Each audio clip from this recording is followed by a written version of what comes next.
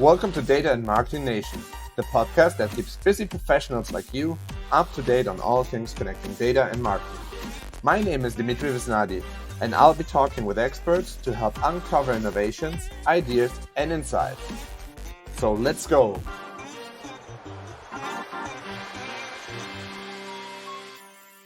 Hey Navid, how's it going? Great, Dimitri. Thanks for having me. Man, it's such a pleasure, especially because we know each other from a long time, and especially also you have a very interesting story, I think, to share from being an ex-professional soccer player turned to data scientist. Yeah, it's quite a unique story. It's not the classical route, I guess, to become a data scientist and get into the tech world, that's for sure. But anyways, let's just start out and maybe you can give a quick intro how that whole journey started.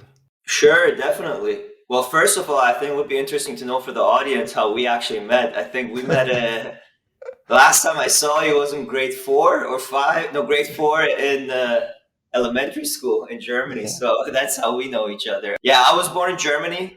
Like I said, I was born in Düsseldorf. Lived there for 17 years. And I used to play soccer for a famous club in our city, Fortuna Düsseldorf, in the youth academy. At age 17, I was around grade 10. Yes, I moved to Canada and then finished my high school there. And while I was finishing my high school, I actually signed a contract with the current Major League Soccer team, Vancouver Whitecaps, where I mean, back then it wasn't the Major League Soccer, it was one league underneath. I used to play professionally there for 3 years and then moved to actually Iran. That's where I'm originally from. I'm Persian. Moved 5 months and played in Iran as well. And at that stage of my life, I was around 19 years old and I didn't see myself how my professional soccer career was pursuing. So I decided to come back to Vancouver and pursue my education. What happened then is I attended the University of British Columbia. It's a big school here in Vancouver and Canada generally, or around the world globally, I should say. Did my bachelor's in business, focusing in accounting. I liked always playing with numbers, to be honest. That's how I kind of got into accounting. But it wasn't really something I wanted to pursue further either. It was too dry for me. And then something interesting popped up in my life that I wasn't expecting, but I did an internship during my last semester, during my undergrad, for the same club I used to play for the Vancouver Whitecaps. And at that time, they were a Major League Soccer team. So I know it's not big in Germany, the league, the US MLS Soccer League, but it's kind of getting bigger and bigger. And I mean, analytics is pretty big here, especially in North America for sports organizations. But just one question. Let me stop you just right there. So Vancouver, you say it's part of the ML. What's MLS, yes, MLS? Major League Soccer. And it's basically the North American League, right? So It's exactly the North you American have League. Canadian teams Canadian and teams, let's say teams from the United US. States. Yeah, Exactly. Yeah, it's all quite playing different together. system. Exactly, The all playing together. the only team that I remember now is the where David Beckham went. I think LA Galaxy, right? And LA Galaxy, and this is where I'm currently residing, and I'm in southern of LA. I'm in Orange County right now, so it's like 45 minutes from LA. okay. So the LA Galaxy are here. So yeah, it's an interesting system. It's just the way the North American system is. So did an internship during my last semester of my undergrad in the analytics department of the Vancouver Whitecaps, and that turned out to be a 4.5 year gig. I mean, I wasn't planning and actually even getting into the whole world of sports analytics, but it just turned out, I mean, a great opportunity and it was fun. I mean, traveling around with the team, being close to players, helping out the coaching staff. And one interesting story that we have during my time as Vancouver, you meet always interesting people in professional sports. I'm not sure if you're familiar with Alphonso Davies, Bayern Munich player. He was with the Vancouver Whitecaps. So we sold him to Germany. So it was interesting meeting people like that and actually following their journey on how they rose from, like, say, a low league and then all the way to the top. So it's quite interesting, that's for sure. I mean, the only person that I followed in their career basically was playing with you on the on the school ground and then following your career to to Major League. Exactly. I mean, like I said, just to kind of give the audience more overview of how I got into data science and all that. So, sport analytics for the Vancouver Whitecaps in the analytics department for 4.5 years. And then I decided to move down to California because my whole family is in California. And I wanted to take the opportunity to try to live in the US as well. And decided to pursue my master's in data science because when I was with the Whitecaps, I wasn't just doing analytics work. I was also doing my official title was like performance analyst, but also data analyst kind of at the same. Performance analyst is more like doing some video analysis, but also doing some data related work as well. So I wanted to dig in more deeper and get into the whole side of AI and machine learning and whatnot. So when I moved to California, I decided to pursue my master's in data science from the University of Denver in Colorado. And completed that when I graduated. Literally, I graduated last year around this time, actually like August 2021. And then I got a job at Kohl's. I think many of you, your audience doesn't know what Kohl's is, but just to give you an example, like Kohl's is one of the biggest retail stores in the US. It's a public company. It's something like Aldi, what you guys have in Germany. So it's pretty big. And on the side, I'm also working, which is interesting. I also would never thought I would get into that either, but I'm also working as a part-time professor at the University of Denver, teaching master's students in the field of data science. Currently, I'm teaching like a database course, teaching students how to learn SQL and whatnot. So that's something I would never see myself from if I look back playing soccer professionally one day, becoming a part-time professor and like being involved in data science and what. So one thing is for sure, your life is not linear. That's for sure. You never know where you're going to end up. So that's one thing you can learn probably from my story. Great. Let's go back to the Yeah. Vancouver Whitecaps for a second. I have this thing in my mind, and that's why I have to ask. I think about Moneyball. Yeah, perfect. and Perfect. Yeah. and I think most of us are familiar with, let's say, the book or even let's say, the movie. Yes. And to be honest, I don't know many people that work in any sports club. So, and especially I feel like that, let's say the US or maybe even Canada, they might be more advanced than the Europe. That's, They are. let's say, Big one basically feeling that I have. But Yeah, 100%. hearing from you, what are they working on? What can they do already, let's say, that is kind of, let's say, data science related? Yeah, I mean, let me start you off with just saying the general conception in terms of analytics work or data related work, or data science, or whatever you want to call it, comparison from Europe and North American sports. Data related work in North America, especially in the professional organizations, is huge. If you look across different leagues like the NFL and American football, NBA, NHL, the hockey leagues, even MLS is going there. It's very big. I mean, Americans here are really emphasizing on getting competitive advantage, using data and making data related decisions.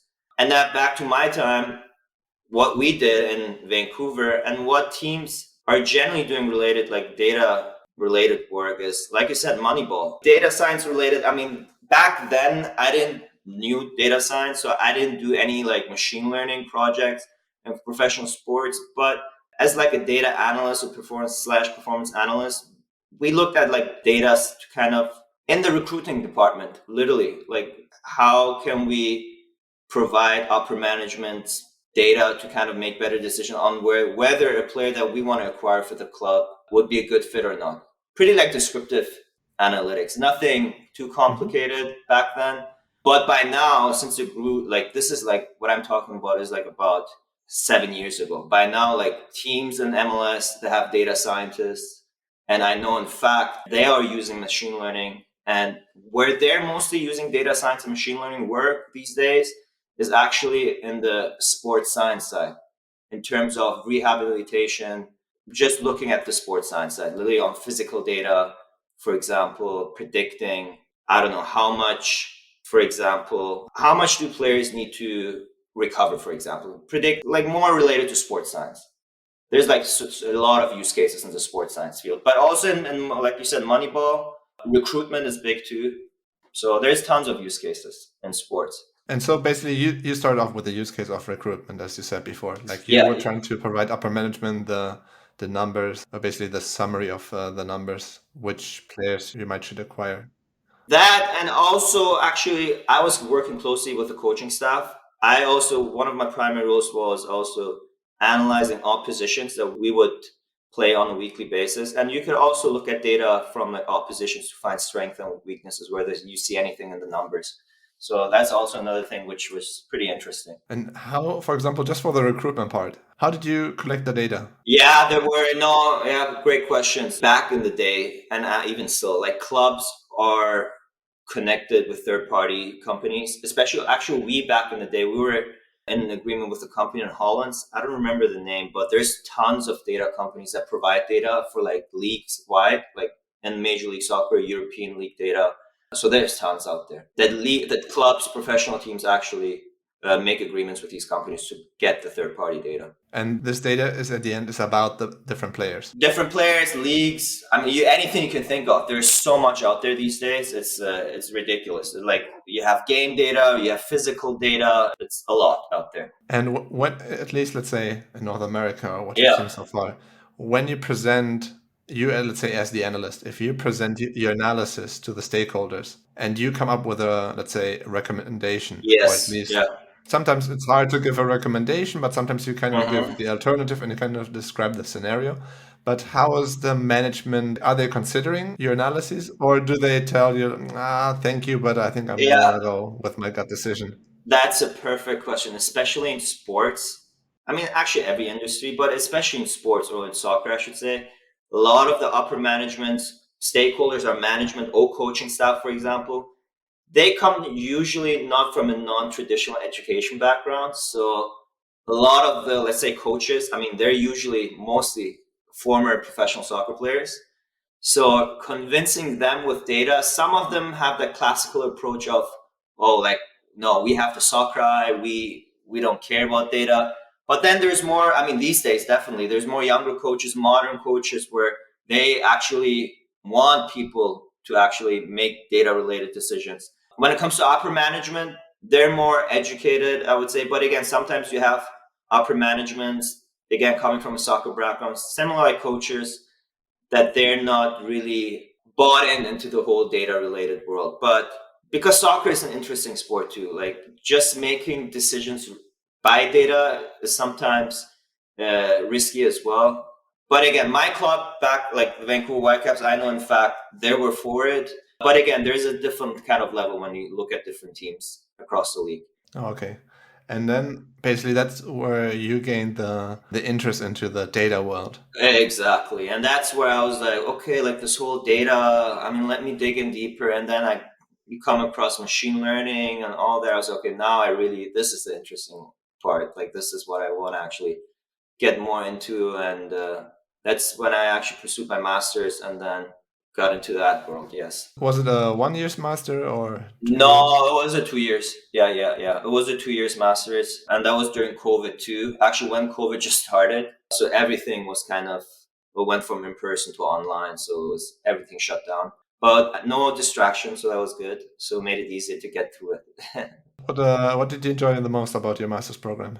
The fact that it was, because of COVID, it was online. I actually like the fact that there's a lot of online programs these days that you see across, like even master programs. There was a social aspect around it. Like we had like live lectures where you, like me and you, where we interacting. So it wasn't just online, you're on your own, you don't meet anyone. So meeting different people across actually the country and learning together, that was like the biggest thing I really enjoyed most from my program. Because a lot of these programs, some of them are very dry and literally no live classes. You're just on your own, assignments. So that's what I really liked. And students came from all over the world, or was it still, let's say, mostly focused US? No, mostly the US, yes, yeah. In my year, that's what it was. So it was mostly in the US. Okay. What types of, let's say, courses did they teach? Yeah, I mean, I remember, we had like 3 level of calculus. Like we had the calculus 1, 2, 3, like linear algebra, and then discrete mathematics. And then we had probability and statistics, advanced probability of statistics. We had a algorithms class, and then we had machine learning class, data mining class, data visualization class. And then at the end of the program, you have to do a capstone project, like kind of like a thesis, what you guys do in Germany, Europe, or you had the option to opt out and do an internship with a company. And I kind of opt out and did an internship actually with a company in Sacramento, California. It was a startup called Opika, which was actually quite interesting. It was a mental health tech startup. So that was quite interesting working with them for like 3 months just to gain experience and get my foot into the whole world of data science. Cool. So now, Yeah. again, you already have some, let's say, well, you got some work experience, not just as a professional soccer Yeah, player, but exactly. also as an analyst.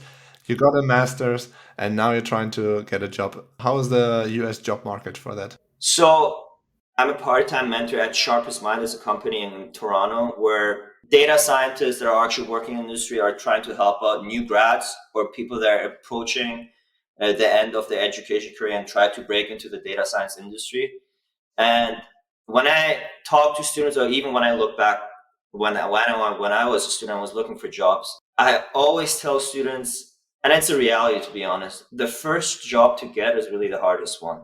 There's tons of opportunities out there, tons of jobs like you see on LinkedIn and whatnot, but a lot of them they're looking for mid-level or senior data scientists.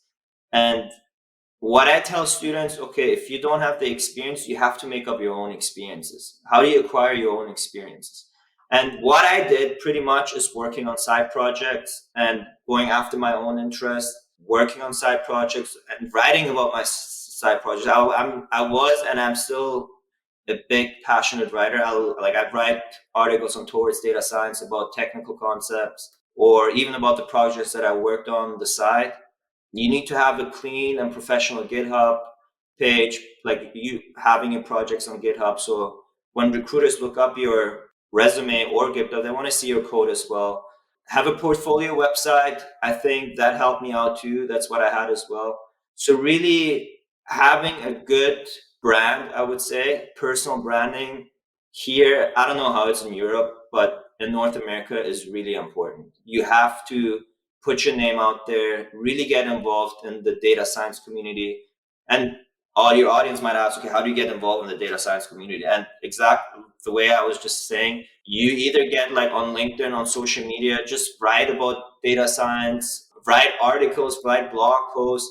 If you're really into it, create your own YouTube channel and start talking about data science, whatever comes in your mind. Start about your project, start about, if you learn anything new, start writing about that technical concept, just really to get out there.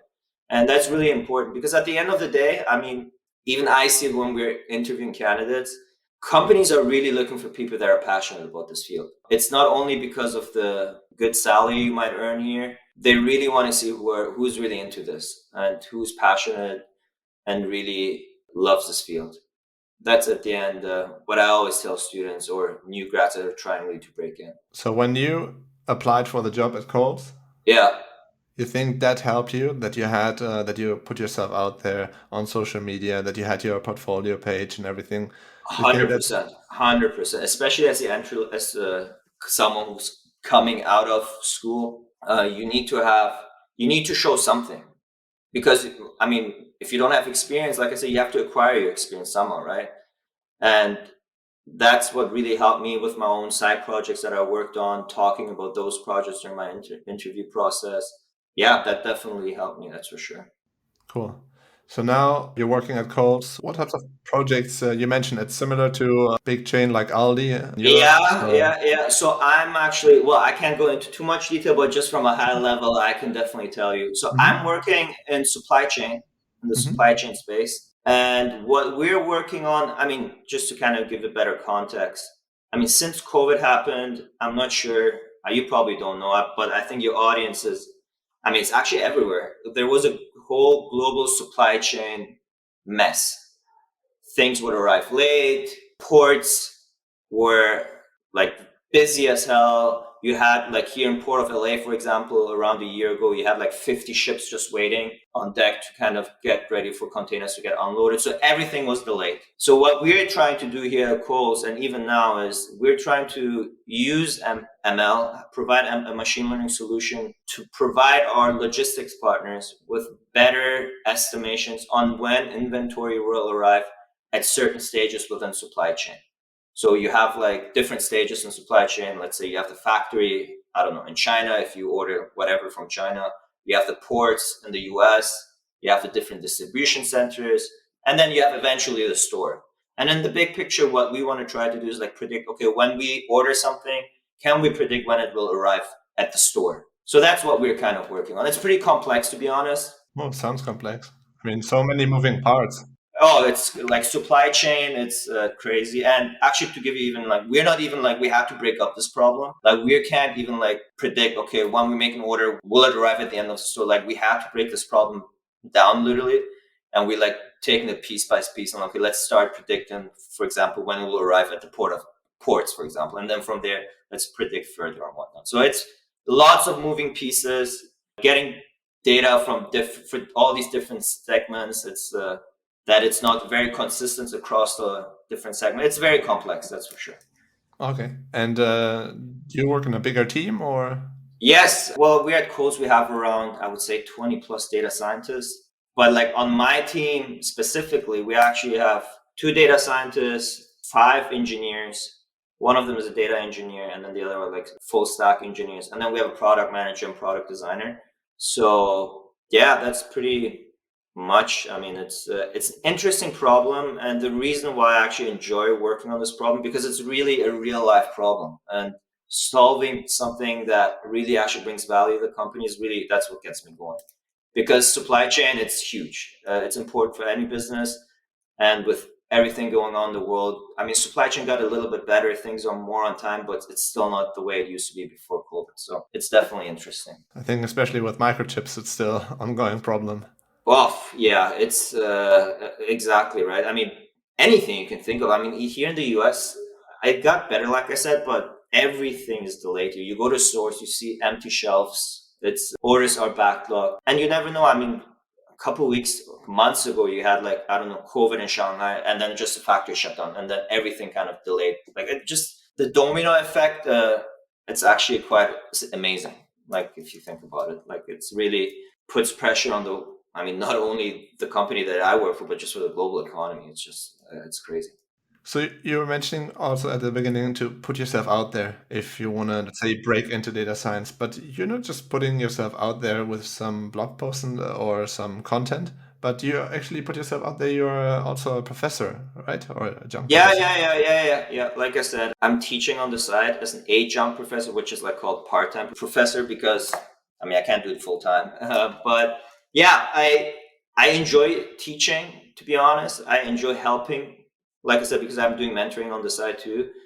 And when that opportunity came up, which I was surprised, to be honest, because I graduated and a couple months later, I see like the university offering me to teach at the graduate level, like master's program for data science, pretty much the same program I went to. But I took it on because I want to help and kind of give back to the program that helped me out to where I am today. That's for sure. And so what's usually a part of the advice that you already shared to create, let's say, content, put yourself out there? But what other advice do you usually try to share with the students? Networking. I mean, besides content, actually, that's how I landed my job. I was actually going to say, when I was in school, I had landed the interview for Coach through going out for coffee with a friend of mine who brought another friend who worked at Coles as an engineer, and then I got a referral for the interview. And the friend that I met first, who went out coffee with, he was someone I connected through via LinkedIn. We had the same names. We were in the Bay Area. He saw I'm passionate about data science, and he was an engineer though. And then he just said, hey, let's meet up for coffee. And then he brought a friend who was working at Coles, and that's the story from there. So really, these days, I always tell students as well, applying for data science jobs or any related jobs, I would say, I wouldn't just go for the easy, simple click on applying online. You really have to build up your network and meet people.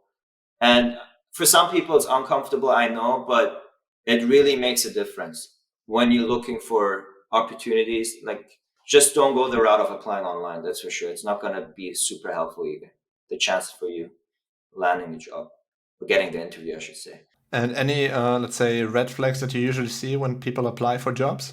What I see some red flags in job postings, to be honest, sometimes. You see entry-level job postings and they said, required like 5+ years experience. So some of the job postings that companies put out there is kind of ridiculous, to be honest. And one of the reasons is because they're not familiar with data scientists, because it's kind of still fairly new, I would say. They just don't have a clear understanding yet, I guess. But you see some red flags, that's for sure. Like with the requirements, sometimes it's like looking for entry level. Entry level means, hey, just the person or the job requires someone who doesn't have experience, but they put entry level and then they say 3 or 4 years plus experience. It doesn't add up. Right? So better not even apply for those. Oh, 100%. I mean, no. I mean, don't apply for those. I mean, if it's a legitimate position where it said, okay, like mid-level data science, you need 2 or 3 years. So yeah, and if you think you have the 2 or 3 years, yeah, go for it. But if it's entry level, actually apply for an entry level position, because there is a few postings out there you see, they say entry level, but it's like they say 3 or 4 years experience. Well, you definitely don't want to go that route. Don't waste your time with that. One last thing that I would love to address is, it will be a hard question to answer, because let's say my experience is working, let's say, with European companies and mostly connected with Europeans in the data world. You are probably more connected with Americans. Yeah. What, at least from your, I don't know, feeling, what do you think are the major differences between the US and Europe? Because I'm asking this because I feel like that especially the US is always kind of one of the pioneers in data, and Right, they right, always do right. something better. Either it's their management style, or it's maybe the technologies or the skill set. What do you think is the competitive edge? Yeah, I think it's the culture, to be honest. The open mindedness, being open about new ideas, experimenting through new ideas. Man, I read the other day like 85% of machine learning projects are failures. So, but if you hit 1 or 2 good, if they get really deployed and just successful, you make so much profit for the company. Like, so they're open to failure. And I think that's important. I'm not sure how it is in Europe, but the biggest thing that I see is literally in the culture of companies are open to investing into these projects. They're obviously not happy with it, but it's part of it. That's what it is. It's part of iterating, experimenting, and eventually, if you hit one, the one is going to be big. That's for sure. So the culture is definitely one thing I see in companies here, like that they're really open about it, and they're super data driven. Even if you're not a data scientist, I mean, they always ask, okay, back your reasoning up with data. I mean, that's what I see a lot in a lot of companies. So That was also my sensation. I mean, it's really about the culture. I just wonder what would be good strategies to enforce a culture in a company that is maybe not that familiar with data. You know, it's not just about, hey, let's do a course on data analysis or right, decision exactly. making. I think it's even more deeper. It's really part of, as you said before, embracing the failure, trying out things, but trying to maybe measure it along the way. Exactly, exactly, 100%, 100%. And I'm actually myself interested in how the market, like data science, how it's in Europe or Germany. But I could see like the difference in the culture. If that's the case, I'm not sure. You know better, obviously, but I could totally see they're more conservative. That's I should say. Yeah. Cool. Navid, first of all, thank you so much for the time. It was really great chatting with you. Thank you for having me. One last question. I mean, again, you are someone that puts yourself out there. You're trying to be a kind of, I would say, a role model for others that are new into data. And you're also a professor. And again, you're trying to share the spread the data love. If people want to reach out to you, what's the best way to do that? Yes, people can reach me on Twitter at Mashinchi. You can put it on your post or on LinkedIn mostly. Connect with me on LinkedIn. I'm always happy to help out, especially if you're really like just graduating and looking to break in. I know it's a tough journey to break into the industry, but just work hard, believe in it, and be persistent. Seriously, because it's gonna pay off in the long run. Perfect. Navid, thank you so much Thank again. you. Thank you, Dimitri. It was nice seeing you again after 20 plus years. It's Indeed. amazing. From elementary school, now data science brought us back together. That's amazing. I really would love to play soccer with you one more time again and just to measure myself. Let's do it. If I come to Germany, I have to come to Germany or wherever you are. You're in Spain right now, I guess. So, Yeah. yeah, actually, I have to come to Spain too, man. I would love to come to Spain. Well, whenever, if you come to Europe, we'll meet. If I come to the US, I'll let you know, and then I'll still have to measure your skills. Definitely. Perfect. Definitely. Thank you so much. Thank you. Awesome. Thank you for joining us on this episode of the Data and Marketing Nation. If you want to put your marketing data to action, head over to vanalize.com. I wish you a wonderful day and see you on the next episode.